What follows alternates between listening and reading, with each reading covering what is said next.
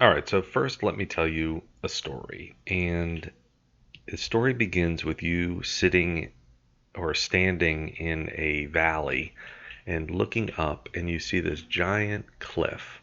And up at the top of that giant cliff, there's a dragon, but it's not a scary dragon. It's a dragon, and he's smiling at you, and he's waving, and he's saying, "Hi, hi, hi."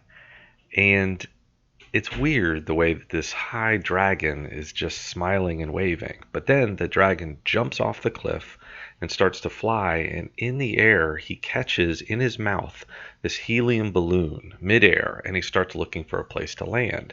And he's swirling around the above the valley, and at the bottom, near where you are, there's this statue of a thumb, this ginormous thumb, and at the top of it is a candle that keeps it lit. So it's this lit thumb, and the dragon looks and he says, "Okay, I'm going to land there," and he lands on it.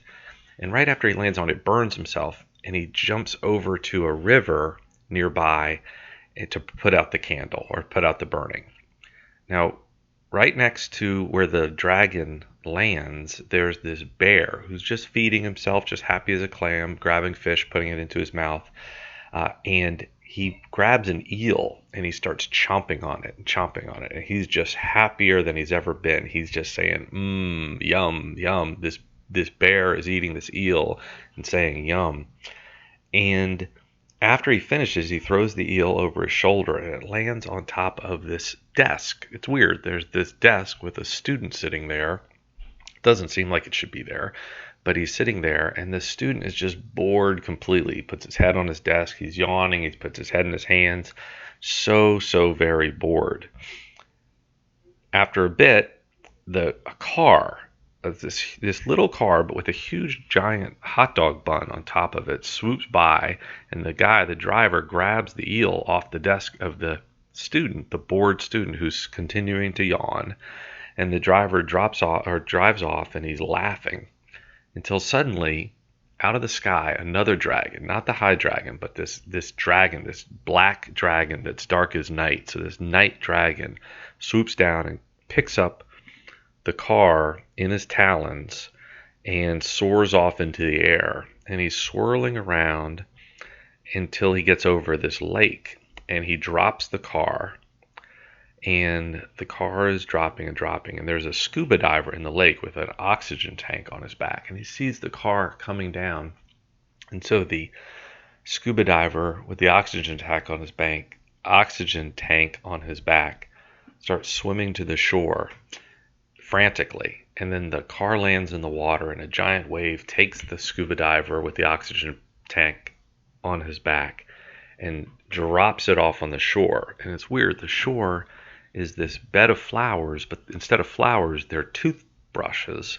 And on the toothbrushes are toothpaste. And the scuba diver lands on them, on this flower of toothbrushes, or this flower meadow of toothbrushes. And he's exhausted, happy, safe, and he looks up, and there's a restaurant there with a giant neon sign that says "Welcome Divers." So that's my story, and I'm sticking to it. And the question is, why did I tell you that story? And I told you that story to elicit potentially a couple of responses, right? One is, this is stupid, this is silly, and this is taking too long. But what I did is I started to use a strategy called linking or storytelling in order to demonstrate how you can, once you have developed your memory objects, how you can link them together easily and even with some amount of fun in order for maximum memory. So if we are, what I would like to do now is have you tell me the story. So I want you to pause right here and see if you can narrate the story for me. Specifically, and if possible, using some of the same language that I use, because I'm going to demonstrate to you why this story and the different things that happen in the story are important.